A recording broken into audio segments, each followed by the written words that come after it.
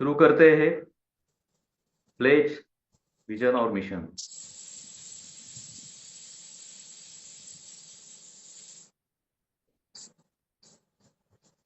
MCL के लिए शपथ। मैं गणेश पालखेड़े मिराक्लिन फ्यूल्स लिमिटेड का सदस्य हूं और अपने पूरे होशावास में हमारे संगठन के मिशन और विजन को हासिल करने का इसके सफलता दिलाने की शपथ लेता हूं। मैं एमसीएल के प्रत्येक सदस्य के साथ अपने परिवार के सदस्य की तरह व्यवहार करूंगा और एमसीएल में कभी भी किसी सदस्य के साथ उसकी जाति, धर्म, नस्ल, लिंग, संप्रदाय, बोली, शैली, मत और सामाजिक, आर्थिक तथा सांस्कृतिक अक्षमता के आधार पर भेदभाव नहीं करूंगा। मैं इस संगठन के मिशन को हासिल करने के लिए कड़ी मेहनत करूंगा और अपने संगठन को समृद्ध बनाऊंगा। मैं वादा करता हूं कि संगठन की संस्कृति की रक्षा करने के लिए सभी कर्तव्य एवं जिम्मेवारियों को पूरी अखंडता, योग्यता और समर्पण के साथ पूरा करूंगा। मैं हमेशा एमसीएल के प्रमुख मूल्यों, नीति संहिता और आचार संहिता का पालन करूंगा।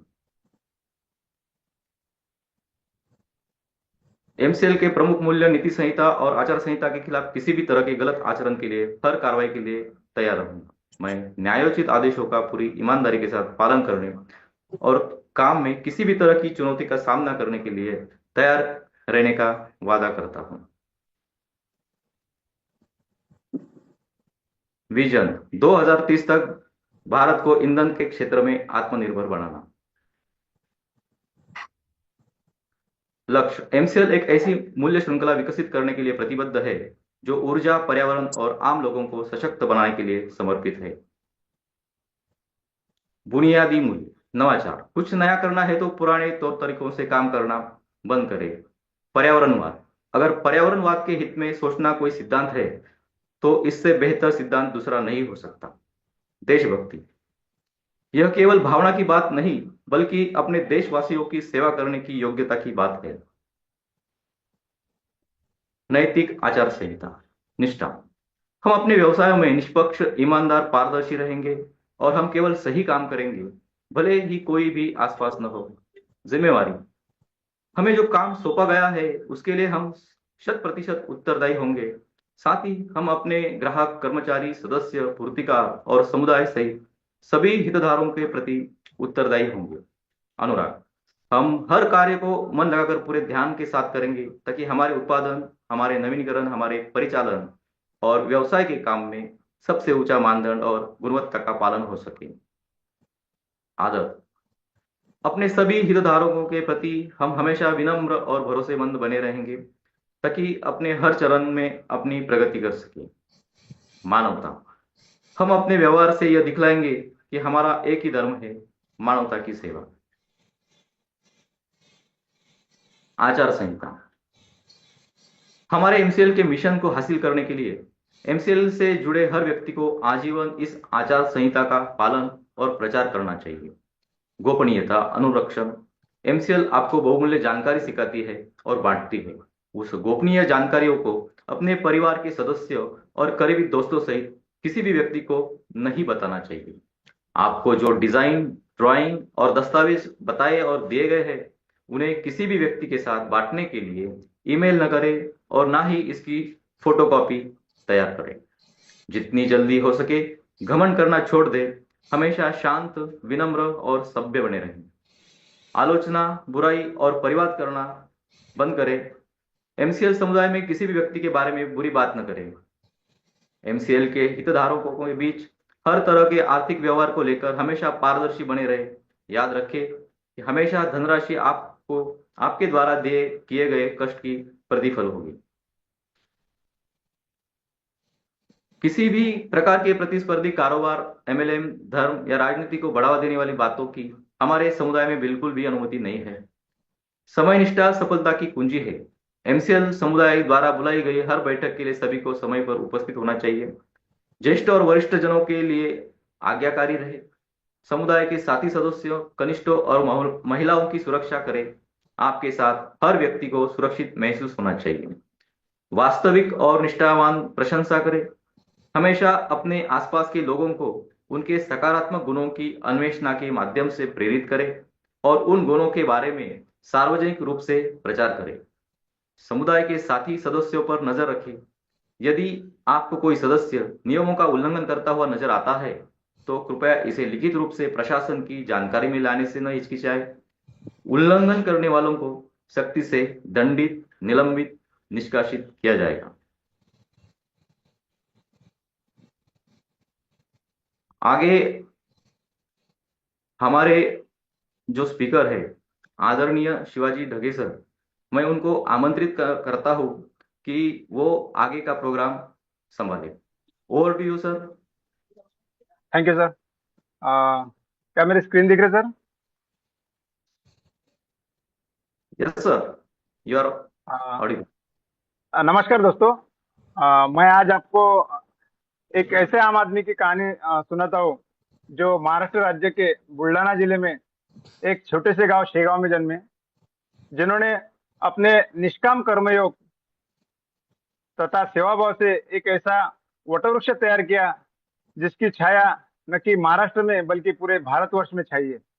जिनका जन्म 12 जनवरी 1940 में श्री की संत भूमि शेगांव में हुआ। जिन्होंने अपना पूरा जीवन श्री संत गजानन महाराज संस्थान के मानव सेवा के लिए समर्पित किया, जिन्हें सार्वजनिक विश्वस्त व्यवस्थापन का गुरु कहा जाता है। ऐसे निष्काम कर्मयोगी ऋषितुल्य शिवशंकर भाऊ पाटिल की कहानी मैं आज आपको सुनाता हूँ। एक दुर्दम्य इच्छा शक्ति के साथ एक आम आदमी कितना बड़ा कार्य कर सकता है, यह इस कहानी से हम सीख सकते हैं। उनकी पढ़ाई सिर्फ 10वीं तक हुई थी, फिर भी उन्होंने विद्यार्थियों के लिए उच्च शिक्षा उपलब्ध कराई। उन्होंने गरीबों के लिए मुफ्त उपचार, आदिवासियों के लिए घूमता अस्पताल, आश्रमशाला, मुफ्त वैद्यकीय शिविर, गरीबों के लिए अन्नदान, वृद्धों के लिए वृद्धाश्रम, ऐसे अनेकों धार्मिक और सामाजिक कार्य किए। आध्यात्मिक कार्य तथा सार्वजनिक सामाजिक कार्य, शैक्षणिक शैक्षणिक विकास, स्वच्छता और आरोग्य आरोग्य के ऐसे हजारों कार्य निरंतर सेवा भाव से आज भी उनके द्वारा शुरू है। संस्था का मुख्य उद्देश्य भक्तों को आध्यात्मिक और भौतिक जरूरतों को पूरा करना है। गजानन महाराज के भक्तों की सेवा करना ही भाव की सच्ची साधना है।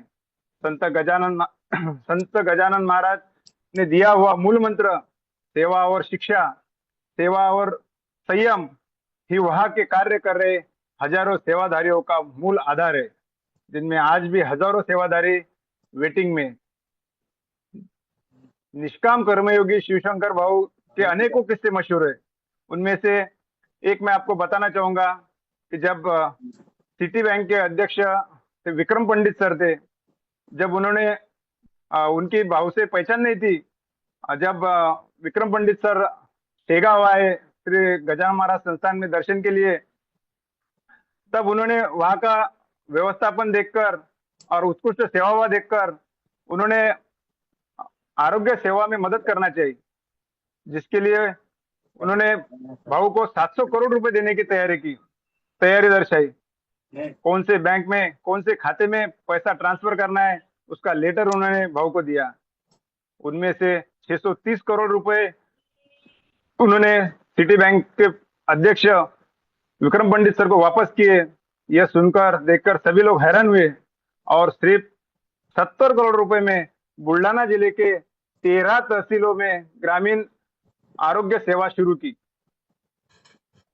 कर्मयोगी ऋषितुल्य शिवशंकर भाव को मिलने के लिए विविध जगह से अर्थतज्ञ और नियोजन तज्ञ शेगांव संस्थान आकर भाव के उत्कृष्ट सेवा कार्य के वेस्ट मैनेजमेंट की आज भी पढ़ाई करते हैं। भाव का दूसरा किस्सा भी एक उत्कृष्ट व्यवस्थापन का आदर्श उदाहरण है।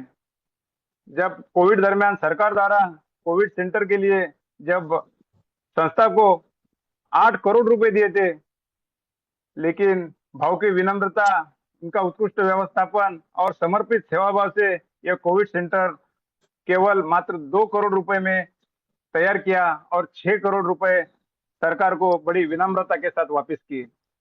शिवशंकर भाऊ पाटिल द्वारा महत्वपूर्ण कार्य यह है कि उन्होंने लोगों के दिल में सेवा भाव तैयार किया, जिसमें आज भी ज्यादा सेवादारी, जिसमें आज भी हजारों लोग वेटिंग में हैं। आज के समय 42 जगह संस्थान का कार्य शुरू है। वहां पर 20,000 से ज्यादा सेवादारी संस्थान की विविध शाखाओं में कार्यरत है। उनका सेवा कार्य पूर्ण होने पर सिर्फ एक उनका नारियल लेकर वह अपने घर लौट जाते हैं। कर्मयोगी भाव को पद्म भूषण पुरस्कार के लिए बार बार नामांकित किया गया, लेकिन प्रसिद्धि और मान सम्मान से हमेशा दूर रहने वाले भाव ने बड़ी विनम्रता से उसे नकारा और ना ही कभी मीडिया के सामने मुलाकात की। भाव ने संत गजानन महाराज संस्थान को जगह विख्यात बनाया। एक विशाल वट वृक्ष को बनाने में भाव ने अपना पूरा जीवन समर्पित किया। उसी वजह से आज का वट वृक्ष एक कल्प वृक्ष का कार्य कर रहा है। हर एक भक्त की मनोकामना पूरी कर रहा है। प्यासे को पानी, भूखे को अन्न, बेरोजगार को रोजगार, शिस्त, स्वच्छता और स्वच्छ पर्यावरण का आदर्श उदाहरण भाव ने दुनिया को कर दिखाकर एक आदर्श, उच्च कोटि का आदर्श निर्माण किया। ऐसे महान कर्मयोगी ऋषि तुल्य शिवशंकर भाऊ पाटिल को शत शत नमन। अभी ज्यादा वक्त न लेते हुए आगे बढ़ते और बुलाते अपने next speaker mister Gajanan Bhavne sir. Over to you sir. Thank you. दोस्तों नमस्कार, मैं गजानन भावने। मैं आप सभी का इस वेबिनार में हार्दिक अभिनंदन करता हूं और उम्मीद करता हूं कि आप सभी लोग स्वस्थ होंगे, सुरक्षित होंगे। आज का मेरा सब्जेक्ट है कार्बन उत्सर्जन में कमी करने में एमसीएल की भूमिका। आज के समय में कार्बन उत्सर्जन एक गंभीर समस्या,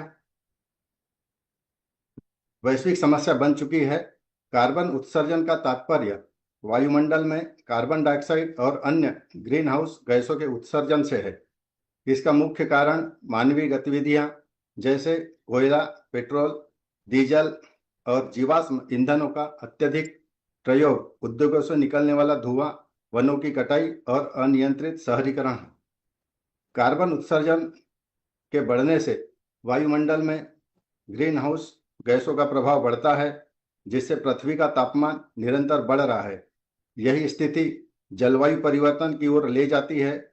इसके परिणाम स्वरूप समुद्र का जल स्तर बढ़ रहा है, ग्लेशियर पिघल रहे हैं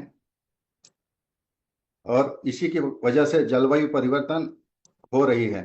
इसके परिणाम स्वरूप प्राकृतिक आपदाएं जैसे बाढ़, चक्रवात, सूखा अधिक होने लगे हैं। इस समस्या का समाधान मानव के सामूहिक प्रयासों में निहित है। सबसे पहले हम नवीकरणीय ऊर्जा स्रोतों जैसे सौर ऊर्जा, पवन ऊर्जा और जल ऊर्जा का अधिक से अधिक उपयोग करना चाहिए। साथ ही वृक्षारोपण पर विशेष ध्यान देना होगा, क्योंकि पेड़ कार्बन डाइऑक्साइड को अवशोषित कर वातावरण को शुद्ध बनाते हैं।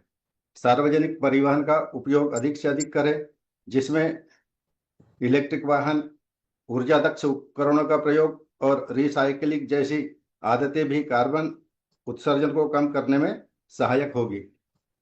निष्कर्ष: कार्बन उत्सर्जन की समस्या मानव जीवन, पर्यावरण और आने वाली पीढ़ियों के लिए गंभीर खतरा है। यदि हम अभी से जागरूक होकर ऊर्जा संरक्षण और पर्यावरण संतुलन की दिशा में कदम उठाएं, तो इस चुनौती पर काबू पाया जा सकता है। स्वच्छ ऊर्जा अपनाना और प्रकृति से सामंजस्य स्थापित करना ही टिकाऊ विकास का सही मार्ग है। इससे निपटने के लिए नेपियर घास कार्बन उत्सर्जन और कार्बन चक्र में एक महत्वपूर्ण भूमिका निभाती है। इसका योगदान मुख्य रूप से कार्बन अवशोषण और ग्रीन हाउस गैसों को कम करने में देखा जाता है। नेपियर घास एक तेजी से बढ़ने वाली बहुवर्षीय घास है, जिसकी वृद्धि दर बहुत अधिक होती है। प्रकाश संश्लेषण के दौरान यह वातावरण से बड़ी मात्रा में CO2 को अवशोषित करती है और अपने तनों, पत्तियों और जड़ों में संग्रहित करती है। अनुमान है 1 हेक्टेयर नेपियर घास सालाना कई टन CO2 को अवशोषित कर सकती है। नेपियर घास को बायोमास ऊर्जा उत्पादन के लिए प्रयोग किया जाता है। यदि इसे कोयला या पेट्रोल उत्पादों के स्थान पर जलाया जाए तो कुल मिलाकर शुद्ध कार्बन उत्सर्जन कम होता है, क्योंकि यह पहले से ही अवशोषित CO2 को ही वापस वातावरण में छोड़ती है। इस प्रकार यह नवीकरणीय ऊर्जा स्रोत के रूप में जीवाश्म ईंधनों पर निर्भरता घटाती है। नेपियर घास की गहरी और मजबूत जड़ें मिट्टी में ऑर्गेनिक कार्बन को संरक्षित करती है। लंबे समय तक इसकी खेती करने से मिट्टी में कार्बन संग्रहण बढ़ता है, जिससे वातावरण में अतिरिक्त CO2 नहीं जाता। नेपियर घास को पशुचारों के रूप में भी प्रयुक्त किया जा सकता है। उच्च गुणवत्ता वाले चारे से पशुओं की पाचन क्षमता बढ़ती है, जिससे मीथेन गैस का उत्सर्जन अपेक्षाकृत कम होता है। इसे केटल फीड में प्रयोग करने से दुग्ध उत्पादन बढ़ता है एवं दुग्ध की गुणवत्ता भी बढ़ती है, जिससे पशुपालकों की आय में निश्चित रूप से वृद्धि होती है। नेपियर घास वातावरण से कार्बन डाइऑक्साइड को अवशोषित कर उसे बायोमास और मिट्टी में संग्रहित करती है। यह जीवाश्म ईंधनों का विकल्प देकर और पशुपालन से होने वाले उत्सर्जन को घटाकर कार्बन उत्सर्जन में कमी लाने में महत्वपूर्ण योगदान देती है। हमारी MCL कंपनी का विजन है कि 2030 तक देश को जैव ईंधन के क्षेत्र में आत्मनिर्भर बनाना। इस उद्देश्य को पूरा करने के लिए MCL देश की सभी 6500 तहसीलों में बायोकोल और बायो CNG के प्लांट लगाने जा रही है। बायोकोल एवं बायो CNG बनाने के लिए कंपनी का प्रमुख रॉ मटेरियल नेपियर घास ही है। कंपनी के द्वारा जब पूरे देश में इसका उत्पादन किया जाएगा तो देश में कार्बन उत्सर्जन कम होगा, जिससे हम प्रकृति को कार्बन मुक्त कर सकते हैं। हम सभी लोग आज तक MCL के साथ कंधे से कंधे मिलाकर खड़े हैं और मैं सबसे आग्रह करता हूं इसी तरह MCL के साथ कंधे से कंधा मिलाकर आगे बढ़ें और भारत माँ को आत्मनिर्भर बनाएं, जैव ईंधन के क्षेत्र में आत्मनिर्भर बनाएं। जय हिंद, जय MCL।